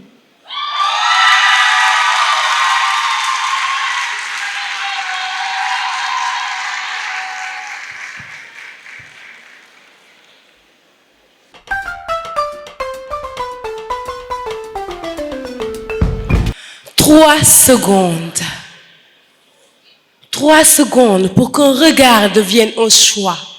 3 secondes pour qu'une hésitation devienne une décision.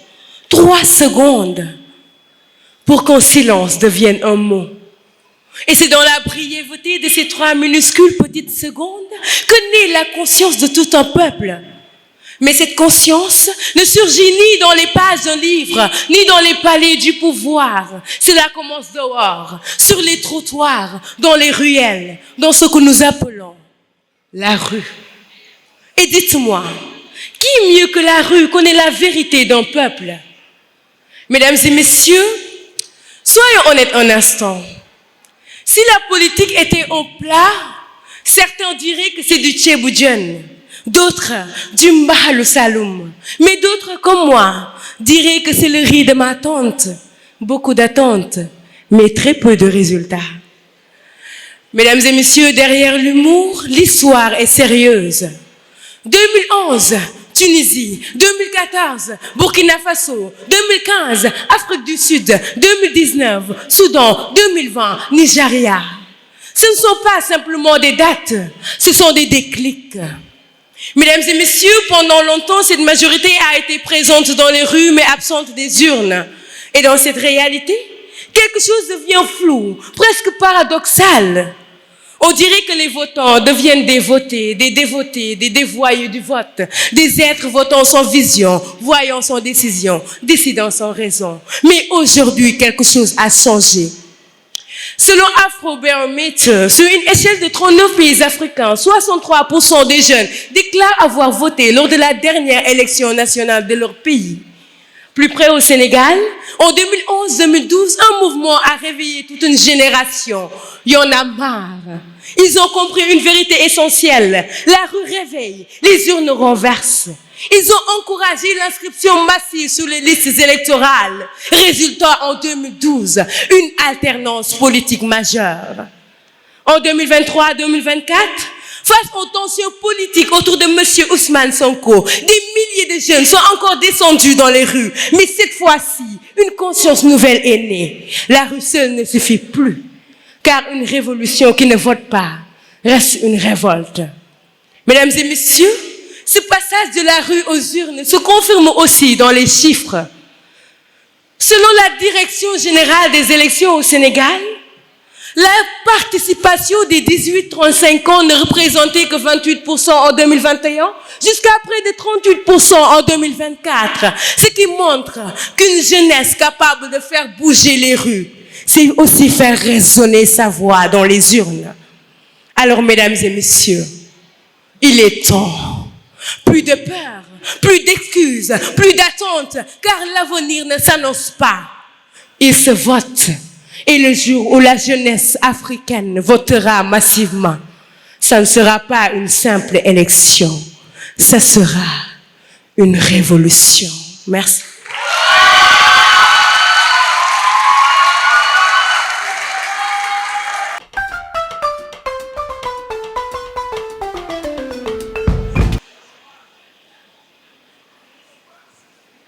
Vous pouvez commencer, cher candidat. Vous pouvez y aller. Ils nous ont menti. Ils nous ont tous menti. Ils nous ont juré que si la rue ne suffisait pas, alors les urnes nous sauveraient. Ils nous ont murmuré que si nos cris n'étaient pas entendus, alors nos votes, seraient sacrés. Ils nous ont dit que notre colère pourrait devenir loi, que nos marches deviendraient politiques, que nos rêves deviendraient républiques. Mais tout cela était un mirage. Un mirage peint aux couleurs de l'espoir pour mieux cacher les mécanismes de la manipulation. Et pourtant, on y a cru. Dieu seul sait à quel point on a cru. Comme des enfants qui voient la lumière avant de découvrir la lampe. On a marché, on a voté, on a porté des hommes au pouvoir en pensant qu'ils porteraient nos destins. Et ce qu'on nous avait vendu comme délivrance n'était qu'un changement de cage. Je suis Seydina Aline Diop, étudiant en multimédia, internet et communication à l'université du Cheikh Hamidou Kane attaché à l'honneur de Saint-Louis. Fils d'un continent où la jeunesse remplit les rues, remplit les urnes, mais ne remplit jamais les sièges qui se prennent les décisions qui façonnent sa vie. Jean Frangel me dit, comment parler de nouvelles forces politiques quand dans la rue, la jeunesse est utilisée comme bouclier et que dans les urnes, elle est utilisée comme carburant? Comment parler de pouvoir quand nos marches servent leur stratégie et que nos votes servent leurs ambitions? Comment parler de changement quand la jeunesse ne change que les couleurs des posters, jamais les règles du système? Parce qu'en réalité, je serai très précis et concis. La jeunesse africaine n'est pas la force du changement. Elle est la force que l'on change, qu'on épire, qu'on manipule, qu'on orchestre selon les saisons électorales. On l'enrôle dans la rue, on la réveille dans les urnes, on l'éteint après le silence des décomptes. Mais regardez autour de vous. 2024 au Sénégal, des étudiants dans les rues, pas de casque, pas de crâne, juste des livres contre des boucliers. Ils se sont dressés contre l'injustice, comme des murailles vivantes. Puis ils ont allé voter. Ils ont tenté. Je vous jure qu'ils ont tenté de renverser la situation. Je vous jure qu'ils ont tenté de gagner. Et ils ont réussi. Ils ont transformé leur bulletin en un tremblement de terre politique. Le fameux slogan « Retour voter donc jubilé ». Et en 2025, mesdames et messieurs, 13 mois sans bourse. 13 mois à survivre dans le noir, pendant que ce qu'ils ont porté vous au sommet dans la lumière. Et lorsqu'ils réclament la base, le tout, l'essentiel, on le répond par des gaz, par des matraques, par l'oubli. Ce n'est plus de la trahison, c'est une profanation. On a sacrifié ces étudiants comme on sacrifie du bois pour allumer un feu qui ne les réchauffera jamais. Et ce n'est pas qu'ici, c'est Kenya, c'est Côte d'Ivoire, c'est Tunisie. Partout la même chorégraphie morbide. La jeunesse soulève l'histoire et le pouvoir la repose dans l'ombre. Et là je dis que Dieu, oui que Dieu soit témoin de cette gigantesque illusion où la rue nous use, où la politique nous refuse. Mais malgré tout, malgré les trahisons, malgré les mensonges, malgré les promesses qui n'ont jamais eu d'adresse. Et heureusement, il reste en nous une insoumission sacrée, une lucidité nouvelle, une certitude claire. La jeunesse africaine ne sera plus l'énergie d'un système qui ne l'aime pas. Elle sera bientôt l'architecte de son propre avenir. Pas la force du changement, mais la force qui change les forces. Le jour où elle comprendra que la rue est son cri, que l'urne est son arme, mais que la conscience, mesdames et messieurs, est son pouvoir. Alors là, oui, l'Afrique ne demandera plus le changement. Elle deviendra le changement. Je vous remercie.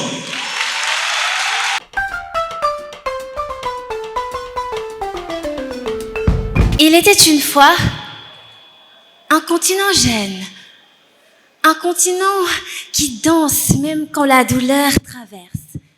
Ses rues vibrent, ses voix montent, ses cœurs battent, d'un espoir qu'aucune tempête n'efface. Danser ne suffit plus quand la faim remplace l'espérance Et rêver ne suffit plus. Quand la justice devient un luxe, alors la jeunesse s'éveille. Elle ne fuit plus. Elle ne réclame pas le changement, elle devient le changement. On dit souvent, la jeunesse est l'avenir. Mais non, la jeunesse est le présent. Le feu qui brûle maintenant, la voix qui dérange, mais qui éclaire. From the streets, we march. From the ballots, we decide. From our hearts, we ignite. Because the power of the people is stronger than the people in power. Et ce pouvoir-là ne crie pas toujours. Parfois, il écoute, il vote, il agit. C'est ce pouvoir tranquille qui transforme la colère en projet, le chaos en engagement. À Soweto, en 1976, Hector Peterson a montré que même des enfants pouvaient faire vaciller l'autorité. Au Burkina, en 2014, la jeunesse a fait Compaoré tomber. En Tunisie, en 2011, c'est elle qui a poussé Ben Ali à s'exiler. Au Sénégal, en 2024, des jeunes ont veillé, voté, refusé de plier. L'histoire l'a prouvé. Quand la jeunesse marche, aucun pouvoir ne peut l'arrêter. Alors dites Eureka. Gen Z, génération Z, dernière à naître, première à faire renaître. Comme l'a rappelé Vanessa Nakate, we don't want to just hear sweet phrases. Commitments will not change the planet. Autrement dit, les mots ne suffisent plus. Nous avons parlé, nous avons marché, nous avons crié, mais aujourd'hui, il ne s'agit plus seulement de faire entendre nos voix, il s'agit de leur donner du pouvoir. Car la rue, c'est le cri, et les urnes, c'est l'écho. Et quand la jeunesse unit les deux, le changement devient possible, et le rêve devient direction. Des jeunes dans la rue, qui se ruent contre des corrompus, ne seront jamais des intrus. Le changement n'est plus un slogan, c'est une mission. Et cette mission porte en visage le nôtre. Comme l'a rappelé l'ex-président sud-africain Cyril Ramaphosa, you are the next generation, the innovators, the change makers, and the agents of progress. Et oui, nous sommes ces bâtisseurs patients, ces rêveurs conscients. Nous sommes la preuve vivante que l'Afrique ne dort pas, elle s'éveille. Et ce jour-là, où l'Afrique votera par conviction et non par peur, ce jour-là, le changement ne viendra plus. Il sera vrai, vibrant, immense, rayonnant. Ngone Teningsen, femme de foi, femme de valeur. Bien le bonsoir.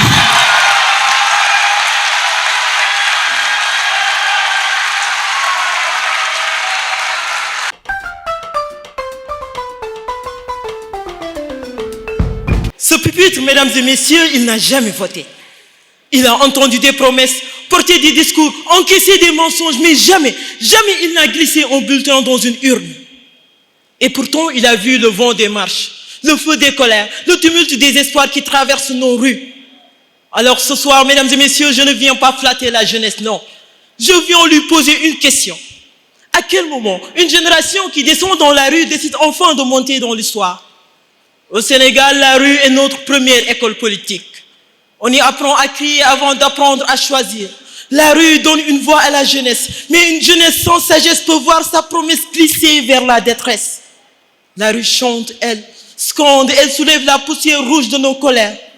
Mais une poussière qui ne retombe pas dans une urne est souvent emportée par le vent. On nous répète souvent que la jeunesse est l'avenir, mais un avenir qui ne vote pas reste un horizon flou. Alors la vraie question n'est plus de savoir si la jeunesse africaine est une force, elle l'est. La vraie question est, quand décide-t-elle d'emporter le poids?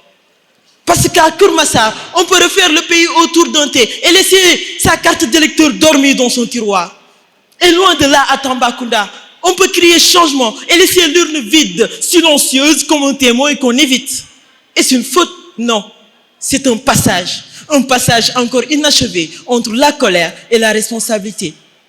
Comme le disait Cheikh Anta Diop, je cite, « Un peuple qui ne maîtrise pas son destin politique subit l'histoire au lieu de l'écrire. Et ce passage coûte une vie, mesdames et messieurs. En février dernier, notre collègue étudiant a perdu la sienne lors d'une mobilisation liée à des revendications de bourse. Un étudiant, mesdames et messieurs, que son âme repose en paix. Un étudiant, pas un soldat. Et dans ce mot, il y a toute la fragilité et toute la puissance d'une génération en devenir. Voilà ce que devient une génération, une jeunesse, quand son énergie n'a pas d'espace politique solide pour s'exprimer. Alors non, la jeunesse africaine n'est ni le problème, ni la solution automatique, elle est une promesse. Et comme toute promesse, elle peut être tenue ou trahie. Alors je m'adresse à vous, jeunesse. Vous qui êtes ici ce soir ou derrière l'écran, sachez-le. Vous n'êtes pas seulement le bruit du changement. Vous pouvez en être la direction. Alors levez la main. Levez la main si vous croyez que la jeunesse africaine peut réellement changer son pays. Et maintenant, levez cette main si vous croyez que ce changement commence par l'action et non par l'attente. Ce que vous venez de faire, mesdames et messieurs, n'est pas qu'un simple geste symbolique. C'est exactement ce qui sépare la rue de l'urne. Car lever la main, ce n'est pas crier. Ce n'est pas crier, c'est décider. Mesdames et messieurs, Coach Mbaye m'a dit tout à l'heure que les meilleurs partent en dernier. Alors, mesdames et messieurs, ce soir, je pars en dernier. Mais avant tout, laissez-moi vous relater les propos de John Fitzgerald Kennedy qui dit « If you can fly, run. If you can run, walk. If you can walk, crawl. But by all means, keep moving. » Alors, toi, oui, toi qui ce soir as écouté l'ingénieur agronome Mohamed Tin, va, ta voix t'a sauvé. Je vous remercie.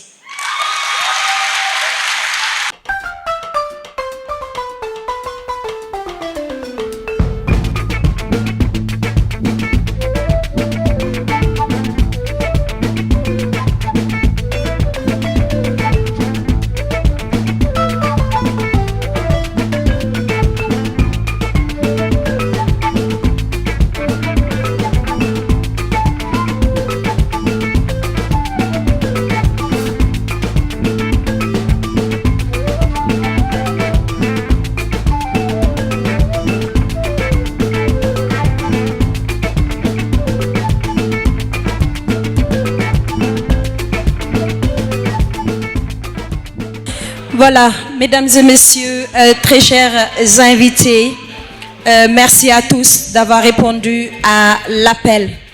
Nous allons remercier notre président de la République, M. Bassirou Diomaye Diakhar Faye et tout son gouvernement, remercier le ministre de l'Éducation nationale, notre parrain de cette 4e édition, M. Mohamedou Madana Kane. Merci à vous. L'administrateur du FES, M. Khoureichi Thiam.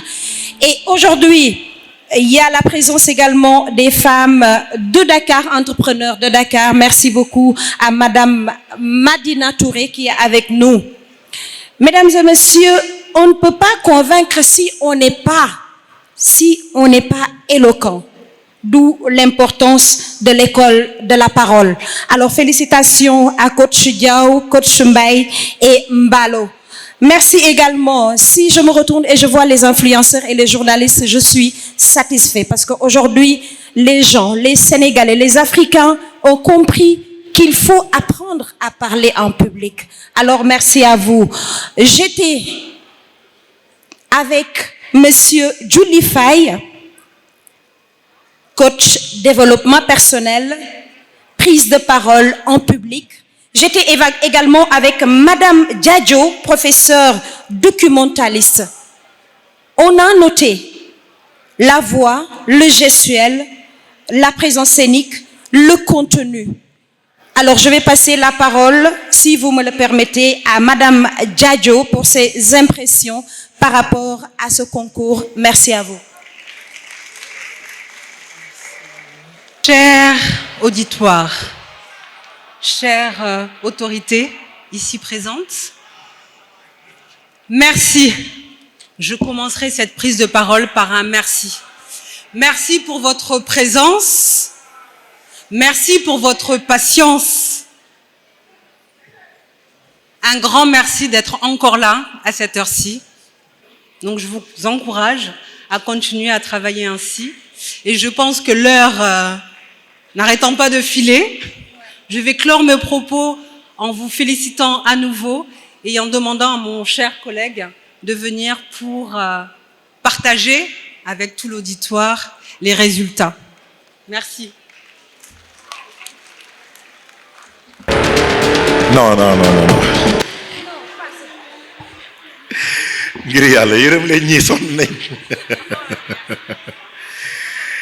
Mais avant de remettre le prix, il y a eu le prix du public, des votes Instagram.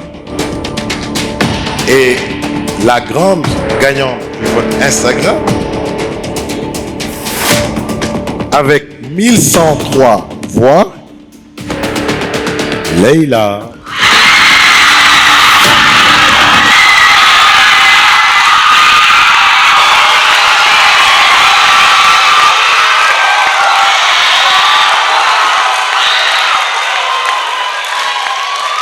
Mais laissez-moi finir. On reprend. Leïla Aïdara.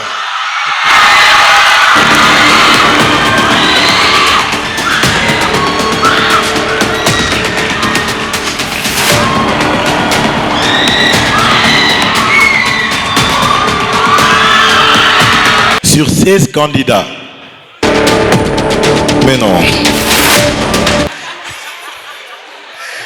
Mais vas-y, je vais gérer. Sur 16 candidats,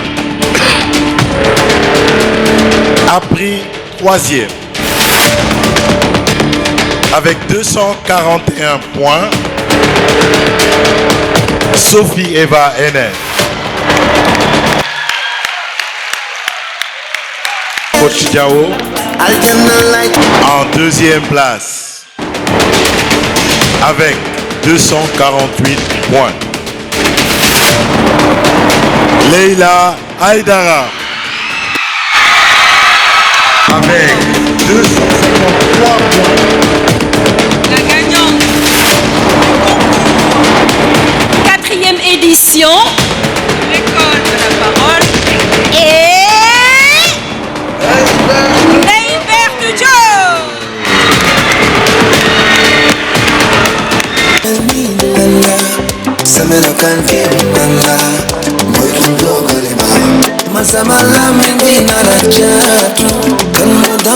Avec les finalistes, mesdames et messieurs, avec le parrain également, vous avez été nombreux à aimer la bonne prise de parole, à aimer l'éloquence. Et c'est la raison pour laquelle vous êtes là jusqu'à 22h. Mesdames et messieurs, merci. Merci également aux parrains, aux sponsors, aux partenaires, aux frères et amis.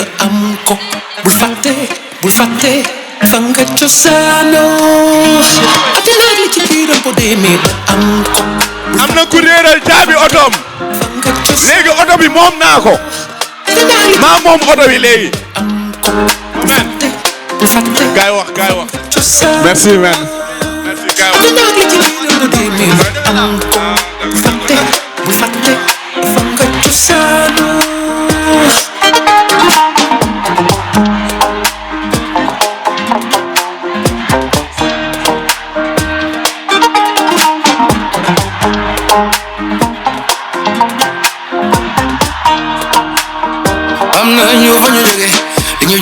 mooy fu ñu jëmee su fi maam yi moom bu ñu woowee duñu tam xam lu ñu sore dañuy fatu ni mu gën a gaawee ñun ndawi réew mi dañu bare ci fi luy jëriñ fii ak fële bañu li si dara ak ngeen mooy bare wër naa àdduna Japon and Australia there is no place like home fenn du sunu gaal